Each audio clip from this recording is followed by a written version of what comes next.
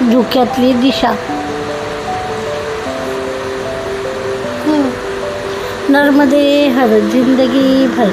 नमस्कार मित्रांनो, चला तर मग आपल्या अनोखी कथा कट्ट्यावर एका नवीन कथेला ऐकायला. ही कथा एका साहसी मुलाची आहे. चला तर मग ऐकूया कथा धुक्यातली दिशा. सह्याद्रीच्या डोंगरामध्ये वसलेलं एक छोटंसं गाव पांगरी. गावातली सगळ्यात वेगळी मुलगी म्हणजे ईशा. वय फक्त 19 वर्ष, पण तिच्या डोळ्यात कायम काहीतरी शोधायची जिद्द चमकत असायची. ईशाला ट्रेकिंग, जंगल आणि नकाशे वाचायला खूप आवडायचे. तिचे वडील वनरक्षक होते. लहानपणी ते तिला नेहमी म्हणायचे, जंगल कधीच घाबरवत नाही, आपण घाबरतो. एका रविवारी सकाळी ईशाने ठरवलं गावाजवळच्या कळसुबाई कड्याच्या दाट जंगलात एक ट्रेक करायची. मग त्या जंगलात एक जुना सोडलेला किल्ला होता, रुद्रगड. गावात अफवा होती की तिथं कोणी गेलं की परत येत नाही. आईने तिला रोखलं, एकटी जाऊ नकोस. ईशा हसली, आई मी सावध आहे, GPS आहे, नकाशा आहे, काही होणार नाही. सकाळी 7ला ती निघाली. सुरुवातीला सगळं छान होतं. थंड वारा, पक्ष्यांचे आवाज आणि धुक्यांनी पांघरलेले डोंगर.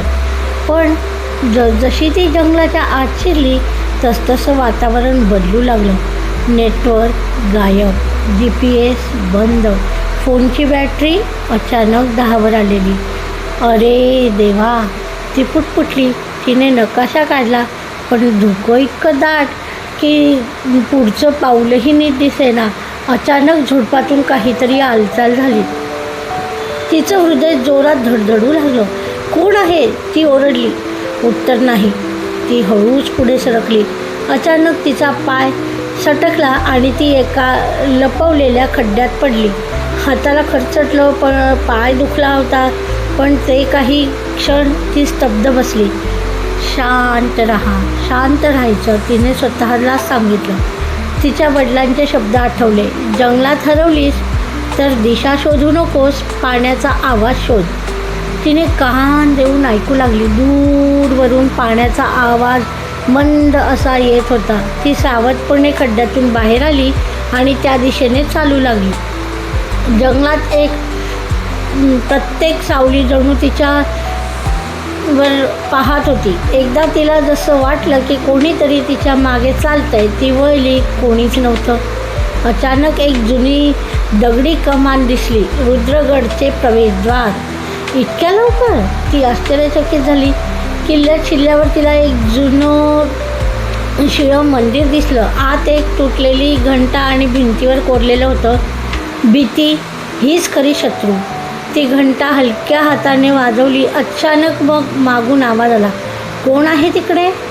ईशा घाबरली, पण मागे वळून पाहिलं तर एक वृद्ध माणूस उभा होता. पांढरी दाढी, हातात काठी. मी ट्रेकिंगसाठी आले होते, ती थरथरत म्हणाली. तो हसला. लोक म्हणतात इथे भूत आहे म्हणून कोणी येत नाही, पण मी इथेच राहतो, जंगल सांभाळतो. तो एक निवृत्त सैनिक होता. तो एकटाच इथे राहत होता. त्याने तिला पाणी दिलं, जखम साफ केली. धाडस आहे मुली तुझ्यामध्ये, पण धाडस आणि हट्ट यात फरक आहे, तो म्हणाला. संध्याकाळ होत आली होती. वृद्धाने तिला सुरक्षित वाट दाखवली. डोंगरावरच्या सगळ्यात उंच झाड दिसतंय का, त्याच्या दिशेने चालत जा, तिथून गावाची वाट मिळेल. तो अजूनही तिथेच उभा होता, पण आता गावात एक नवीन गोष्ट सांगितली जात होती. रुद्रगडाला एक धाडसी मुलगी गेली होती आणि भीतीला हरवून ती परत आली.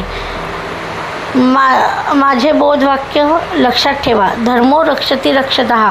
तुमची मैत्रीण आणि